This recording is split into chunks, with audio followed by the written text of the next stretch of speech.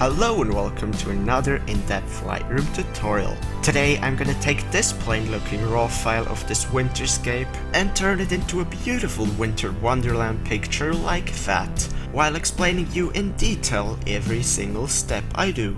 Alright, before I do anything else I'm gonna go in one-to-one and just grab this spot removal tool and get rid of these boys right here, as well as this one and this one back here.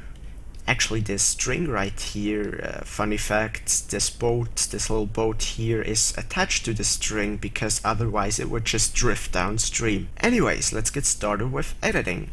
First of all, I'm definitely gonna erase the shadows so we have a lot of detail in the shadows to work with. Then also I'm gonna drop down the highlight slider. I think I'm gonna go about half the way here. Then in terms of blacks, I might even bring up the blacks a little bit just so we get a little bit less contrast, a bit more winter feel, and even more detail to play with and adjust in the local adjustments later. So I'm gonna stick there. Then in terms of whites, I'm definitely gonna bring them up, hold down the Alt key and to see wherever the whites are clipped, and just stop before any whites are clipped. Maybe go down for this picture a little bit. And I think that works pretty well. Then overall exposure works just fine. Let's see if I want to change anything in the contrast. I think I'm gonna go plus contrast a little bit. Maybe I'm gonna do that even more later, but for now I'm just gonna stick at around plus 20. So one thing that I really don't like about this picture is the cropping, because there's so much plain sky that doesn't really have any interest in it. So I'm definitely gonna go to the cropping tool and just crop that down. Maybe look that we've got a nice rule of thirds composition. Maybe go down even more. And then I even think I'm gonna crop a little bit down here because I like the very panoramic style for this photo, so that's what I'm kinda going for. Maybe something like that, and you see we have a pretty nice rule of thirds composition. I mean, it's not exact rule of thirds, but it definitely works. I'm gonna press enter here so we overtake this new crop. And I'm gonna go to the color temperature because the color is another thing that I really don't like how it is right now. But luckily that we've shot in RAW, we can adjust the color temperature no problem. And as you can see on default it's a bit too warm. That's not really how I saw it in person when I shot this picture. I kinda messed up the white balance in camera, so I'd much rather have a very bluish picture so you get the feel of the cold winter and the cold snow, you know, something like that. It works quite well for now, I think. Then let's see with the tint. I'm definitely not gonna add any green. Let's see here. I mean, I kinda like the look when I bring the tint more towards the plus, towards the magenta area. However, I kinda think that I'm gonna change this magenta color in the split toning tool later, because I think that would do a more subtle and better job at adding color to the picture. So I'm just gonna leave that how it is right now and move down to clarity and vibrance. First of all, clarity. Now you can see when I bring this up, this is I think what a lot of people would do, and I definitely like the look of it. However, those snowflakes are a little bit too much pronounced, and especially down here it's a bit too much sharpness, a bit too much clarity back there. So I'd much rather have kind of a gradient from very sharp and very contrasty and a lot of clarity in the foreground, but going a little bit more towards the misty and very soft look in the background. So I'm definitely gonna do that later with the local adjustments, but for now I think I'm gonna leave clarity around at 0 so we can adjust this later. Then down here at the vibrance, I could add some vibrance. I think that would work pretty well.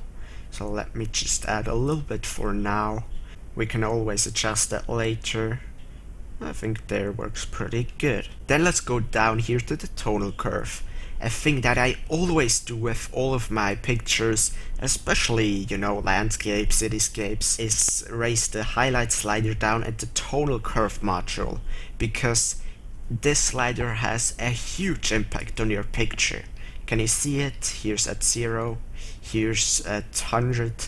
It adds so much dynamics, so much variation in lighting, it adds so much interest to your picture. And other than the highlight slider up here, which pretty much affects all of the bright parts of your image, this one just enhances the very bright parts of your image, which results in a lot of dynamic. However, I don't think I'm gonna go 100% for this time. I think around 70, around 80 works even better, because that's kind of over the top.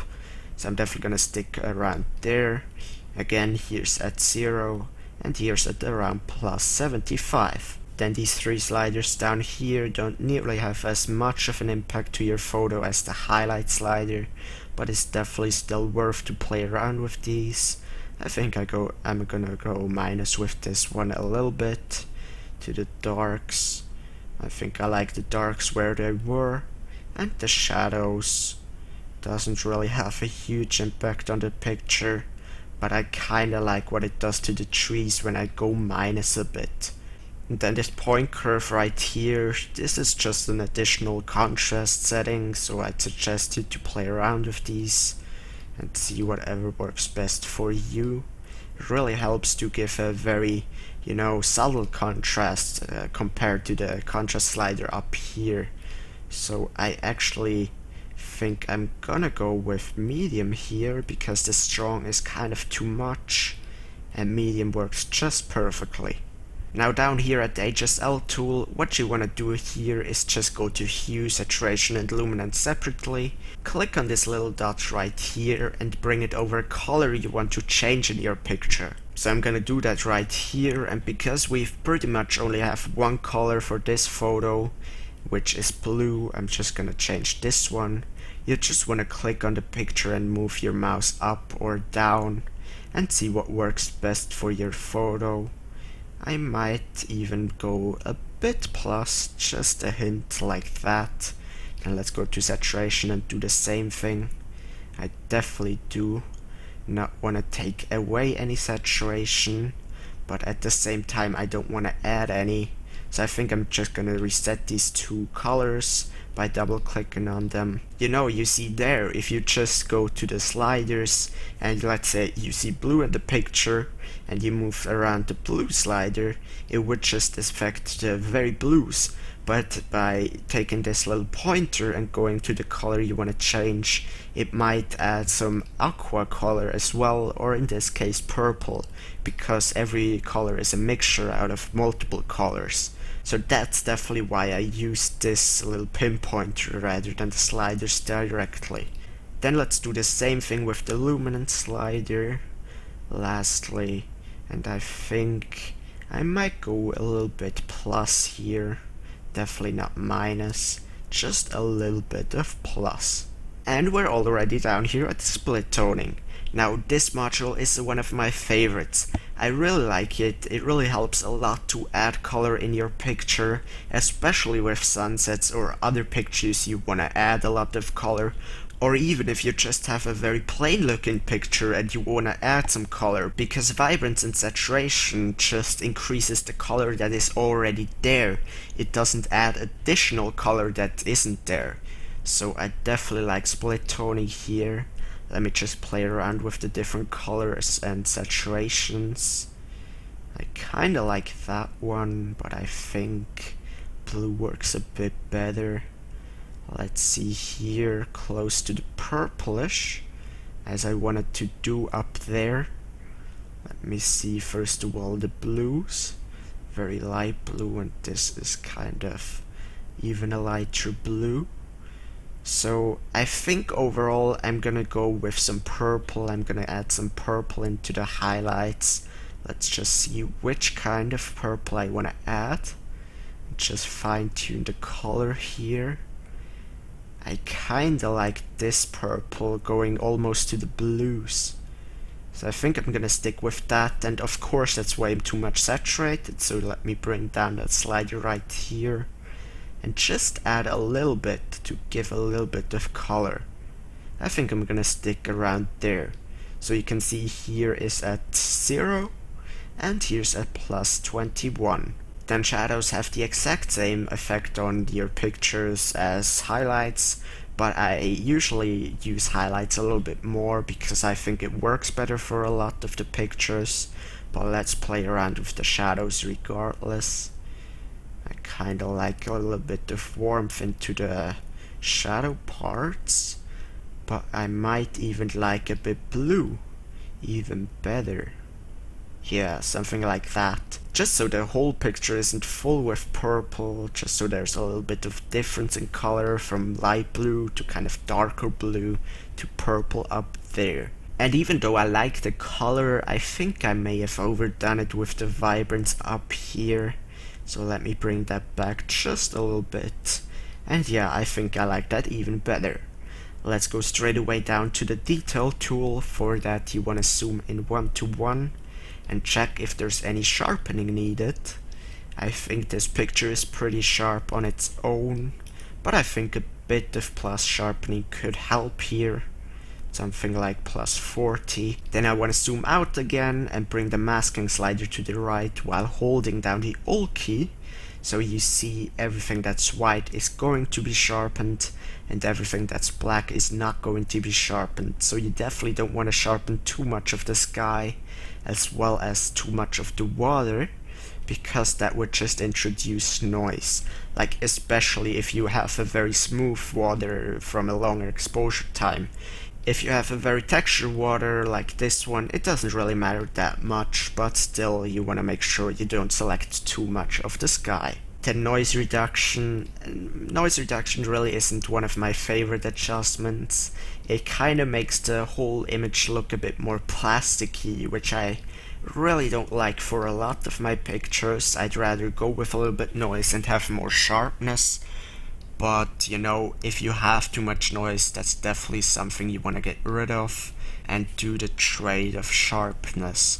But for this picture, there's really not much noise in the photo, so nothing I have to be worried about noise reduction. Another slider that I really do like though is the color slider right here, and what this will do is get rid of all of the purple and green sensor noise in the dark parts of your pictures that you especially can see when you bring up the shadows. Because we have such a color cast of kind of blue and purple here in this picture, there's not really that much, but I'm definitely gonna increase it a little bit anyways, because there is just a tiny bit of sensor noise that back here in this bush, for example. I mean, this color slider really is great. It gets rid of so much noise and it really doesn't have effect on the overall color of your picture, which is really cool. So we're done with the detail tool, so let's go down to lens corrections. A thing that I always do is go to profile, enable profile corrections and choose my lens, in this case the Canon 50mm f1.8. Here's without and here's with. What this will do is just get rid of the distortion and vignetting, and yet though distortion removing is definitely a good thing in all of the cases, vignetting can sometimes even look better if you bring that down to 0 again. So often vignetting will have a good impact on your picture. It would just get the viewer's attention more towards the center of the picture, which is really something you want a lot of times. So speaking of vignetting, here down at the effects tool you can add some additional vignetting. So I definitely think I'm gonna do this in this picture. Let's see how much I want to add here. I kind of really like this effect it has on the sky especially. Look at this bright part here, and here's without any vignetting. So let's see here how much I want to add. I think I might go pretty dramatic for this picture. Something like that.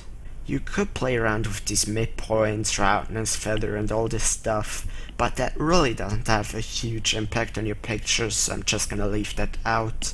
And also grain tool down here, what you could do here is add grain and make the whole picture look ugly. I mean, I guess it's made so you would get a very nostalgic feel, but I don't really like this tool at all. I don't think there's a single picture that I've used it on. Then let's go down to the last and final global adjustment of this picture, which is the camera calibration. First of all, profile. You can play around with the different profiles. That will just change the color and the highlight to shadow ratio a little bit. So I'd suggest you to just go through all of them and stay with whatever looks best. This is kind of too dark. This doesn't look bad, but I feel like the highlights are a bit too much. This doesn't look bad either. Adobe Standard definitely looks pretty good as well. I mean, I kinda like camera landscape, but I feel like it's a bit too much. So I think, let's see, camera standard versus Adobe Standard. I think I'm gonna go with camera standard actually. There's really just a tiny bit of difference for this photo, a little bit more towards the blue, which I think I like pretty good. So I'm gonna stick with that here. Now down here at the primary colors, what you can do here is just play around with the hue and saturation of the primary color, which means unlike the HSL tool right here, if you for example change the blue hue, it might also change other colors in your picture rather than just the blue like in the HSL tool. Because this process is very CPU intensive and additionally to editing this raw file, I'm also recording. It's probably going to lag, so I'm quickly gonna do that and speed up the footage.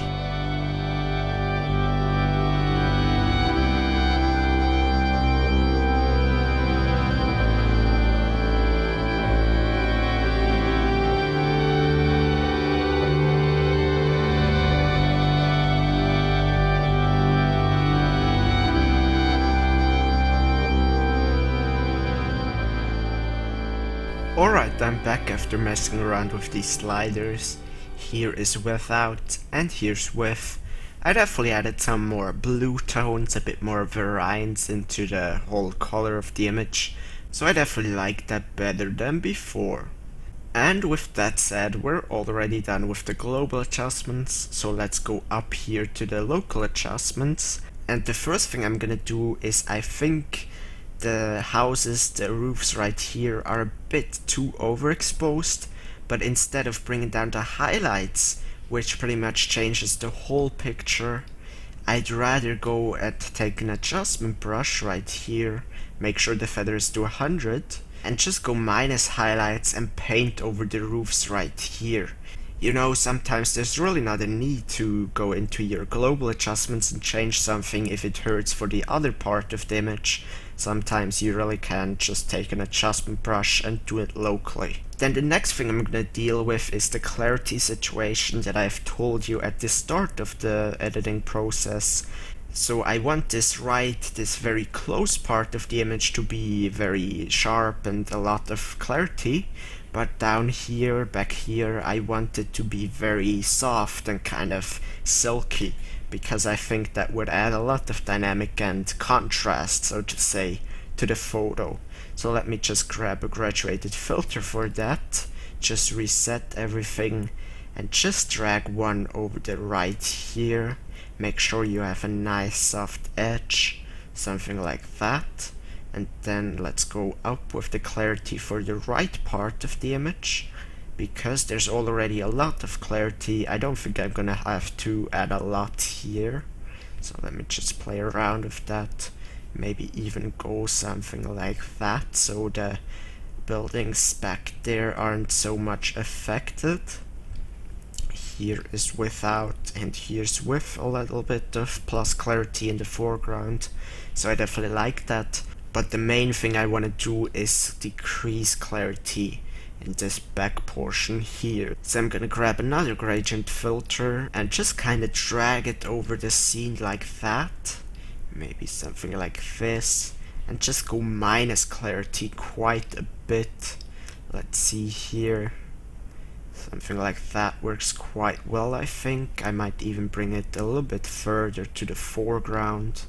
Maybe make the edge not as soft. Something like that. So you can see here his clarity at 0, and here's at minus. Let's see how much minus I want to add. I think I'm gonna go -90 actually. So again, here at 0 and here's at -90.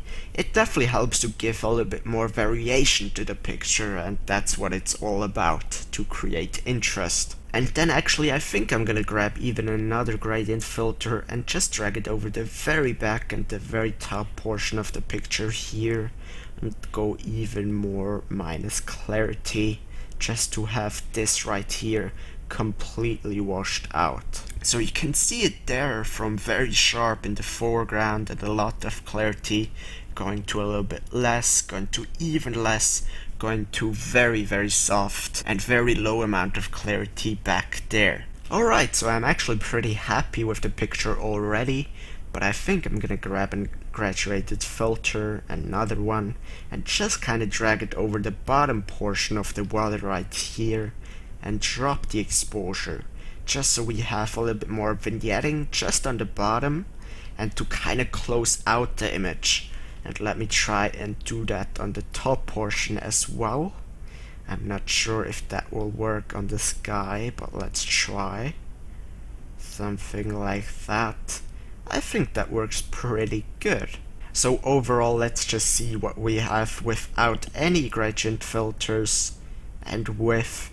Definitely helps to add a lot of this winter feel, this winter magic into the photo. Then let me close this gradient filter right here, and lastly I'm gonna add some dodge and burning, meaning making individual parts of the image brighter or darker. If you would like to see a full tutorial of dodge and burning, just click on this little video on the screen right here. It will open in a new tab, and there I explain in depth what dodge and burning is. So anyways, I'm gonna grab a radial filter here, invert the mask and make sure the feather is to 100 so it looks very natural. And then I'm just gonna create some ellipse shaped filters right here on the water. And I think I'm gonna go first the wall plus exposure. Make sure you don't overdo that. Just a little bit, something like that. And maybe even a bit plus clarity. Let's see here. Yeah, I think I'm gonna go plus clarity a bit. And just kind of drag it over some portions of the water.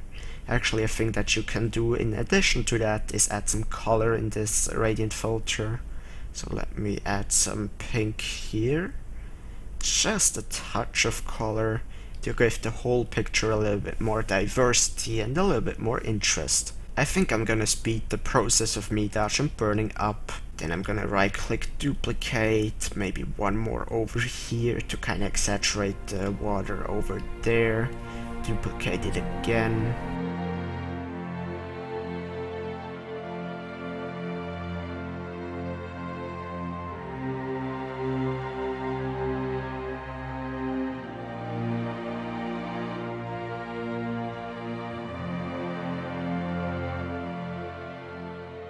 Alright, so I'm back after doing dodge and burning, both plus and negative exposure.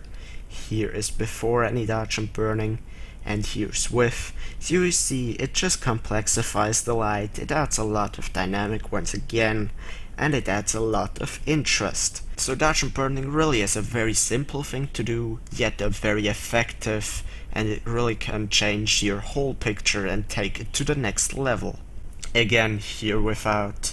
And here with. And with that said, I'm already done with editing this picture. So as always, let's see where we started at with the raw file. Let's go down here, and here we have the raw file. Really a totally different image compared to what we've made out of it. So I definitely really like this picture right here. I think it looks absolutely beautiful. Really captures the winter mystic and the magic feel of snow and winter and the cold.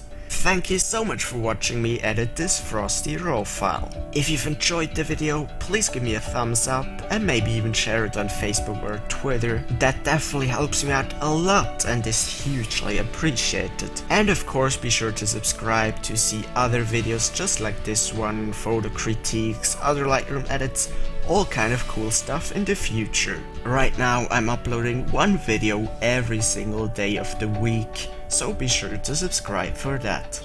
Again, thank you so much for watching this video. I really hope I could give you some tips or tricks. Keep taking awesome pictures. Take care.